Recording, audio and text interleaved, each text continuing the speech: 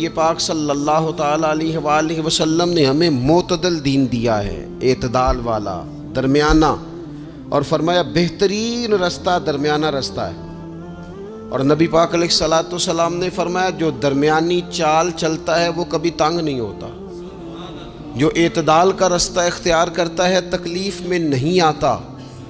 معتدل چلنے والے لوگ جو ہوتے ہیں ان کا بیلنس ہمیشہ ٹھیک رہتا ہے، ان بیلنس نہیں ہوتے۔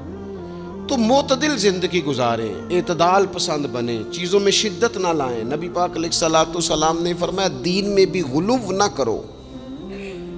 فرمایا تم سے پہلے لوگ غلو کی وجہ سے ہلاک ہو گئے۔ کچھ لوگ غلو کرتے، چھوڑ دیا جی میں نے سارا کچھ، میرا کوئی تعلق نہیں جی، میں نے نہیں بیاہ کرانا، میرا شادی سے کیا لینا دینا، میں نے گھر چھوڑ دیا جی، اب میں نے بس تسبیحاں ڈال لی ہیں گلے میں جی، میں اب بس مسجد میں ہی ہوں جی، میں فلانی جگہ۔ دین تو اس کو پسند ہی نہیں کرتا، یہ تو حقوق سے بھاگنے والی بات ہے، شریعت تو اس کو سپورٹ ہی نہیں کرتی۔ اور میں نہ جناب چھوڑ دیا جی میں کچھ نہیں کھاتا جی، بس میں تو روزہ رکھتا ہوں ہر روز، ساری رات اللہ اللہ کرتا ہوں، اس کو پسند نہیں کرتا دین اسلام۔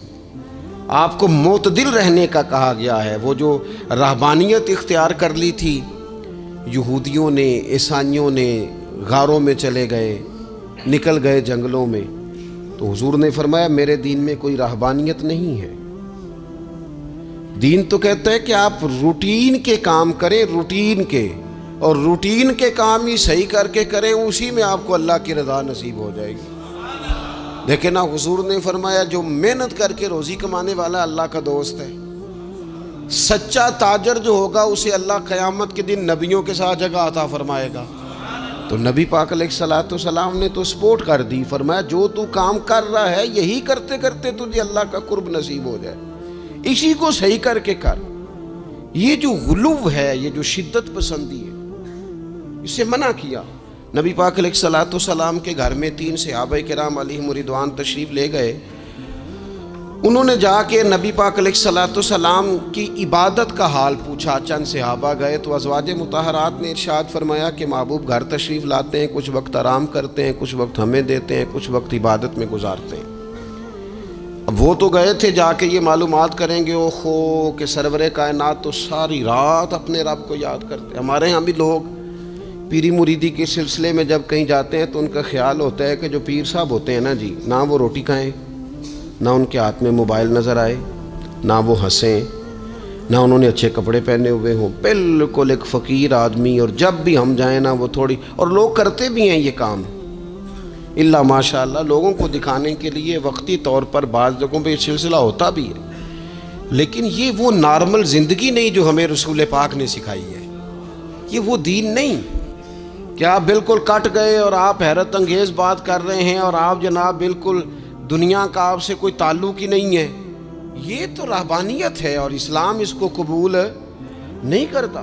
وہ صحابہ کرام علیہم رضوان نے نبی پاک علیہ السلام کے احوال شریفہ سنے تو وہ کہنے لگے کہ نبی پاک کے صدقے تو اللہ اگلے پچھلوں کو معاف کرے گا، حضور تو محبوب ہیں۔ یہ سن کے اب انہوں نے اپنے دل میں جو ارادہ کیا، کہنے لگے محبوب تو وراء الورا ہیں، لیکن ہم چونکہ گناہگار لوگ ہیں، عام آدمی ہیں، ہم اس طرح کریں گے کہ ہم ساری رات اللہ کی عبادت کریں گے۔ حضور تو محبوب ہے نا، چلو کچھ دیر آرام بھی کرتے ہیں، ہم ساری رات عبادت کریں گے۔ ایک نے کہا کہ بھائی میں تو ہر روز روزہ رکھا کروں گا نفلی۔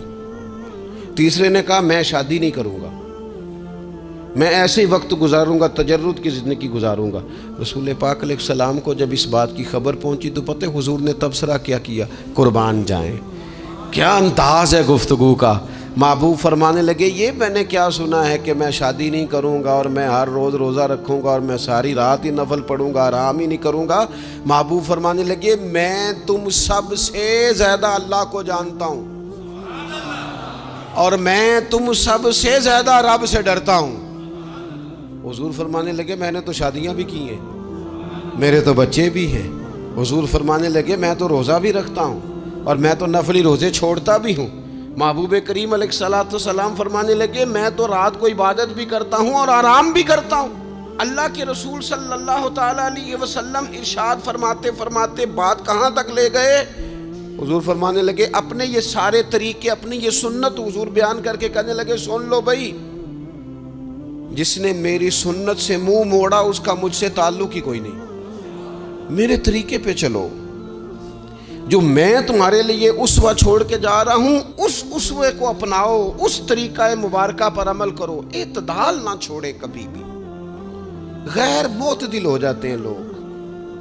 میں نے دیکھا ہے کہ وہ نا جب بندہ غیر معتدل ہو جاتا ہے تو چیزوں کا حسن ختم ہوتا ہے, اس کا وقار اٹھ جاتا ہے, اس میں تازگی نہیں رہتی, اس کے اندر وہ کیفیت نہیں رہتی. یہ دین کی بات ہے نا, تبلیغ ہے, یہ بھی حد سے زیادہ نہیں کرنی چاہیے. حضرت عبداللہ ابن مسعود رضی اللہ تعالیٰ عنہ سے لوگوں نے کہا تھا ہمارا دل کرتا ہے آپ روز واز کریں, روز تقریر کریں, ہم روز سنیں. تو آپ فرمانے لگے نہیں, ہفتے میں 3 دن بات کروں گا. اتنی بات کریں گے جو معتدل رہے, جو حد سے زیادہ نہ بڑھے. وہ ہمارے ہاں رواج ہے نا 2.5 گھنٹے کی تقریر کا, 3 گھنٹے کی تقریر کا, 4 گھنٹے کی تقریر کا. تو ہم سے لوگ کئی دفعہ کہتے ہیں اسی تے گل سمجھن لگے سا تسی ختم کر دیتی. تو میں نے کہا آپ شروع لیٹ ہوئے ہیں نا, ہم اللہ کے فضل سے پہلی بات سے شروع ہو گئے تھے. ہم نے وہ آدھا گھنٹہ تمہید پہ نہیں نہ لگایا. تجاوز نہ کریں چیزوں سے, اعتدال میں رہیں. دیکھیے اسلام ہمیں یہ کہتا ہے کہ تم کھانا کھاؤ, کلو وشربو, کھاؤ بھی پیو بھی, تمام جائز چیزیں کھانے کی اجازت ہے. لیکن نبی پاک علیہ السلام نے فرمایا کمر سیدھی رکھنے کے لیے کھاؤ. اور جب تمہارا بڑا جی چاہے نا پیٹ بھر کے کھانے کو, تو کریم فرمانے لگے پھر بھی 3 حصے کرو کھانے کے. ایک حصے میں ہوا ہو, ایک میں پانی ہو, اور ایک میں خوراک ہو. پھر بھی پیٹ بھر کے نہ کھاؤ. بلکہ اللہ کے رسول صلی اللہ تعالیٰ علیہ وسلم فرمانے لگے کسی نے اتنا برا برتن بھرا ہی نہیں جتنا کسی نے اپنے پیٹ کو بھرا. سب سے برا برتن تم نے بھرا. زیادہ کھائیں گے خواہشات زیادہ پیدا ہوں گی, زیادہ کھائیں گے نیند زیادہ آئے گی, زیادہ کھائیں گے غفلت زیادہ طاری ہوگی. لیکن کچھ لوگوں کا مقصد زندگی کھانا ہے. صبح کی پلاننگ الگ ہے, دوپہر کی الگ ہے, شام کی الگ ہے. آپ حیران رہیں گے کہ آپ اس ملک میں رہتے ہیں جس میں سب سے بہترین بزنس ہوٹل چلانے کا بزنس ہے. کھانے پینے کا کام کرو, یہ بھی بنا لو, یہ بھی بنا لو, اچھا بھلا کھا پی کے اس کے بعد فاسٹ فوڈ کا آرڈر دے دیا جاتا ہے. اور کھانے کے بعد کتنی ساری چیزیں. اب تو یہ میں کچھ عرصے سے دیکھ رہا ہوں, اچھا بھلا کھانا کھاتے ہیں, اس کے بعد چائے کے ساتھ بسکٹ آ جاتے ہیں. میرا ایک غریب گھر سے تعلق ہے. ہم تو اس وقت چائے کے ساتھ بسکٹ کھاتے تھے, رس کھاتے تھے جب روٹی کوئی نہیں ہوتی تھی, یا روٹی کھانے کا پروگرام نہیں ہوتا تھا, کوئی پرہیز چلتی تھی.